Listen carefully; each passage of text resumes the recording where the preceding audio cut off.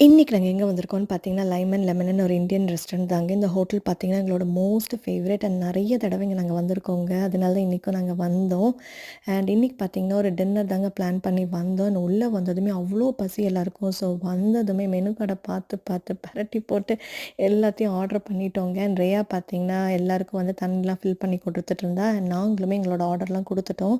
And இந்த ஹோட்டலோட plus point சொன்னீங்கன்னா, அதோட ஆம்பியன்ஸ் தாங்க எங்களுக்கு அவ்ளோ பிடிக்கும். அண்ட் அதுதான் எங்கள ஃபர்ஸ்ட் வந்து அட்ராக்ட் பண்ணுச்சு.